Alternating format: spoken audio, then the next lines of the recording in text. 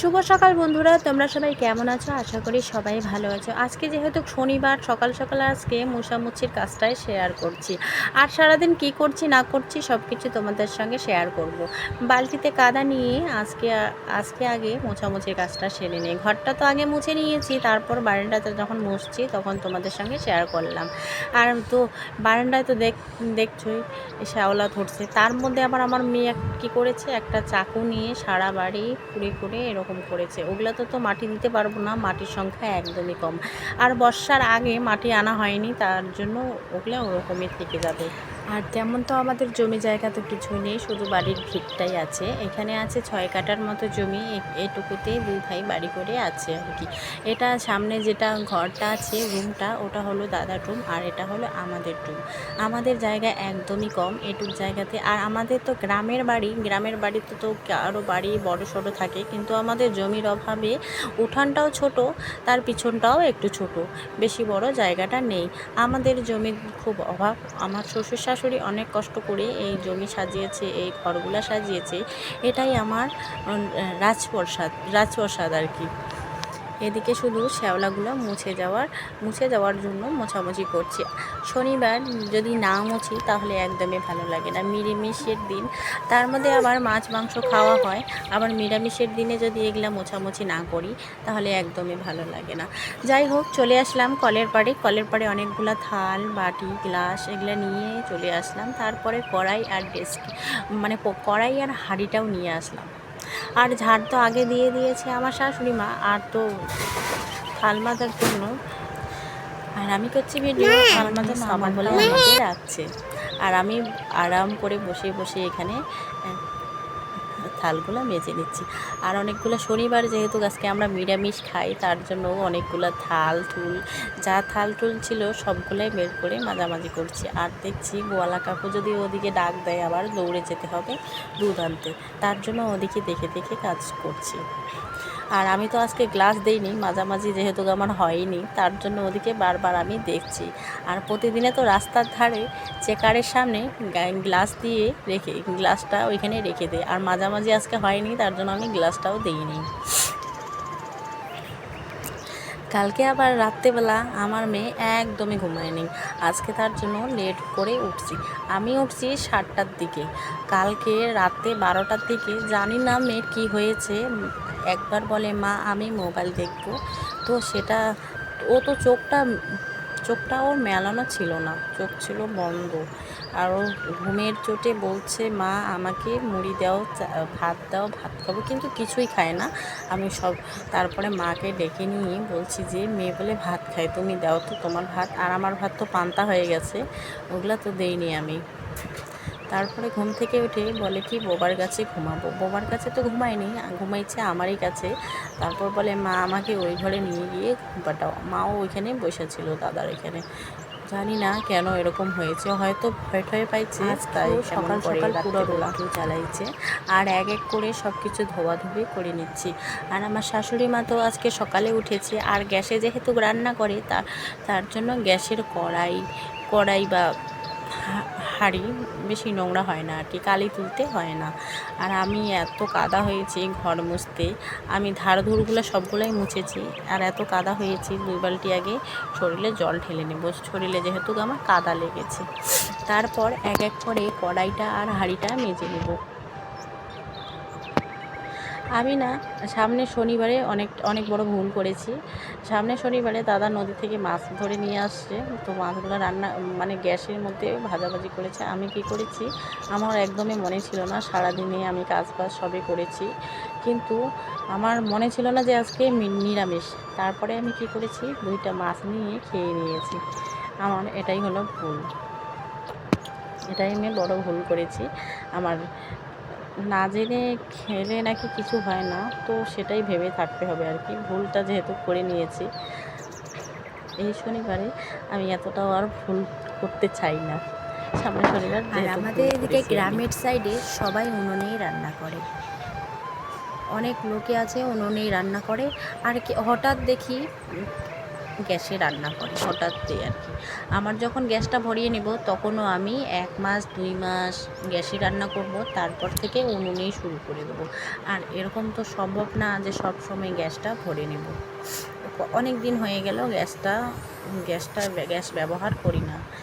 দুধ গরম বা যে কোনো কিছু রান্না ভাজা এগুলো সব কিছুই উনুনেই রান্না করি। তো আস্তে আস্তে আমার কড়াইটাও মাজা হয়ে যাবে, তারপরে আমার হাঁড়িটাও মেজে নেব।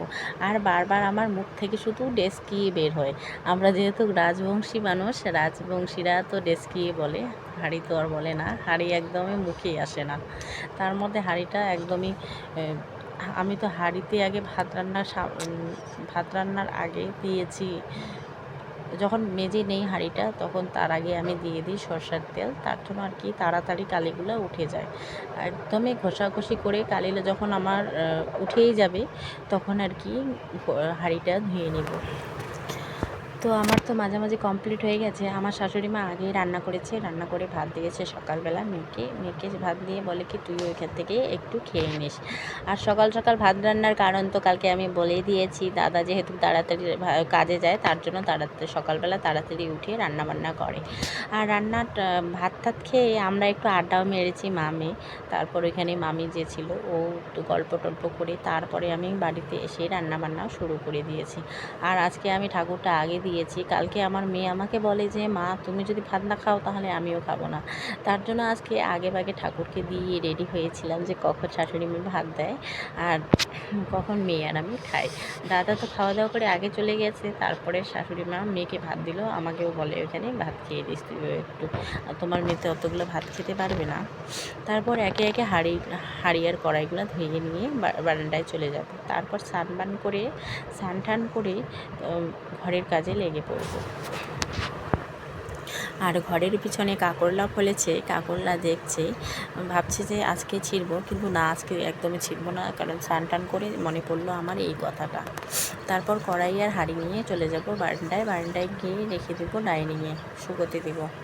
না হলে কড়াইয়ের যদি জলগুলো না ফেলে দিই তাহলে ওই জায়গাটা শ্যাওলা পড়ে যাবে, একটুর জন্য শ্যাওলা পড়ে যায় আর কি। আমি তো ভাত রান্না করেছি 2-3 ঘন্টা পরে, তার জন্য ওগুলা উপুর করে রেখেছি যাতে পরিষ্কারই থাকে জিনিসটা। তারপর চলে আসলাম ঘরে এসে বিছানাটাও পরিষ্কার করে নিই। মেয়ে তো উঠে ওই ঘরে চলে গেছে দাদার ঘরে, দাদার একটু মোবাইল দেখছে, তার মধ্যে আবার ওইখানে চা মুড়ি খাচ্ছে। আর মোবাইলটা দিয়ে না অভ্যাস হয়ে গেছে মেয়ের, মোবাইল না দেখলে একদমই থাকতে পারে না, আর মোবাইল না দিলে কান্না করে। আর ওই অভ্যাসটা ওকে ছাড়াইতে হবে, না হলে স্কুল যেতে চাইবে না। আর 2.5 বছর পরে তো স্কুলে দিতে হবে ওকে। তারপরে ঘরটাও ঝাঁট দিয়ে নিলাম, ঘরে যেহেতু নোংরা হয়েছে তার জন্য ঘরটাও ঝাঁট দিয়ে নিয়েছি। কালকে রাত্রেবেলা তো মেয়ে হিসু করেনি, রাত্রেবেলা যখন উঠছি ওকে হিসু করেছি, তারপর হিসু করেনি আর কি বিছানায়। একদিনই বেঁচে গেলাম। আর বিছানা চাদরটা আর কি ধুয়ে দিইনি আজকে শনিবার ধুয়ে দিতে লাগতো, কিন্তু ধুয়ে দেয়নি, হিসু করিনি। তার মধ্যে আমার আবার প্রতিদিনে ধোয়া, কালকেই আমি ধুয়েছি, তার জন্য এদিকে ঠাকুরটাও দিয়ে নিচ্ছি, এদিকে হলো ফুল ছিঁড়ছি। আর ফুল তো উপরে আছে অনেক উপরে, আর ফুলের গাছের উপরে একটা ঝাওলা পড়েছে, ওই ঝাওলাটাই তুলতে পারি না। আর ঝাওলাটা যদি টানতে যাই ফুলের গাছটা যদি ভেঙে যায়, তার জন্য আর কি ঝাওলাটা ওইখান থেকে নামাই না আর কি।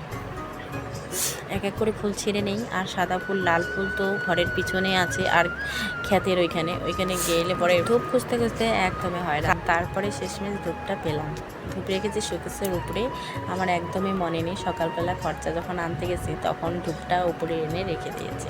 তো আমার ঠাকুরকে দেওয়া একদমই কমপ্লিট হয়ে গেলে একটু যাব, একটু ওদিকে যাব ঘুরতে, হাওয়া টাওয়া খেয়ে বাড়িতে এসে ভাত বসিয়ে দেবো। তারপরে চালটা ধুয়ে নেব। তারপর আমি সকালবেলা ভাড়া মেজে এভাবেই রেখে দিয়েছি, উপর করে রাখিনি। তারপরে আস্তে আস্তে এক এক করে বড় ঝুড়িতে থালগুলো রেখে দিলাম, নিয়ে নিলাম এখান থেকে চাল। কালকে আমি তো 1 কেজি চাল দোকান থেকে কিনে নিয়ে আসি, ওগুলোই আছে আর কি। কালকে তো আধা কেজি আমি রান্না করেছি, আজকে আধা কেজি রান্না করলে একদমই শেষ হয়ে যাবে। তারপরে আবার চাল কিনে আনতে হবে বড় দোকান থেকে। এবার দোকানে চাল নেই, শেষ হয়ে গেছে। তারপরে হাঁড়িতে তুলে দিলাম চালগুলা।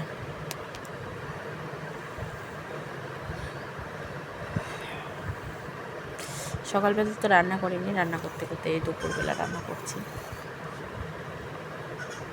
তারপর আজকে রান্না করব কুমড়ো ভাজা করব, চাল কুমড়ো ভাজা। তারপর এখানে আছে শোলা কচু, কালকে ননাস দিয়েছে আমাকে, ননাস দিয়েছে একটা চাল কুমড়া, ওই চাল কুমড়াটায় রান্না, চাল কুমড়া তো দেয়নি, কচুটা দিয়েছে, শোলা কচুটা, ওই কচুটা আজকে লাবড়া করব আলু দিয়ে। আর ডাইনিংয়ে পড়ে গেছে একটু জল, ওই জলটাই আমার নাইটিতে পড়ছে, আর জামাতে পড়লে জামাটা ভিজে যাবে। আবার এই বর্ষার দিন, কালকে রাত্রেবেলা তো বৃষ্টি পড়েছে, আকাশটা অন্ধকার অন্ধকার লাগছে, আর যদি বৃষ্টি পড়ে তাহলে তো জামা শুকাবে না, তার জন্য আর কি জলটা ফেলে ছেঁকে নিলাম। চাল কুমড়োটা বেচা তো হয়ে গেল, এদিকে কুচি কুচি মানে চোচাটা কেলানো হয়ে গেল, এখন কুচি কুচি করে কাটছি চাল কুমড়োটা, কুচি কুচি কাটি যদি তাহলে ভাজাটা খেতে ভালো লাগে। তারপরে কড়াইয়ে বসে দিলাম ছোলা কচু আর আলুগুলো বসিয়ে চলে গেছিলাম ঘরে এসে দেখি একটু পুরো লেগে গেছে, মানে শোভা লেগে গেছে। চাল কুমড়োটা ঢেকে রাখবো একটু সিদ্ধ যাতে হয় আর কি, আলুটা আর ছোলা কচুটা। আর আমাদের এদিকে প্রচুর সবজি, ওরা তো চাল কুমড়া ছোলা কচু করেছে, ওদেরই বাড়ির ছোলা কচু বাড়ির। তারপর আমার তরকারি হয়ে গেছে ছোলা কচু আলু, তারপর এখানে সাইডে রেখে দিয়েছি চাল কুমড়ো ভাজা। আমার চাল কুমড়ো ভাজা একদমই ভালো লাগে, একটা যদি বড়ো সড়ো চাল কুমড়া নিয়ে আসি তাহলে আমার 2 বেলা হয়ে যায় রান্না, 2-3 বেলা এরকম হয়ে যায় আর কি। তো আজকের মতো এখানে থাক, আবার দেখা হবে তোমাদের সঙ্গে অন্য একটা ব্লগে।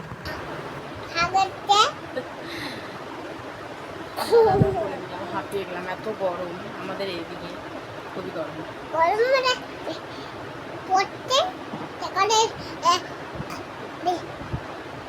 কি বলতে চাই আর কি বলে ফেলে।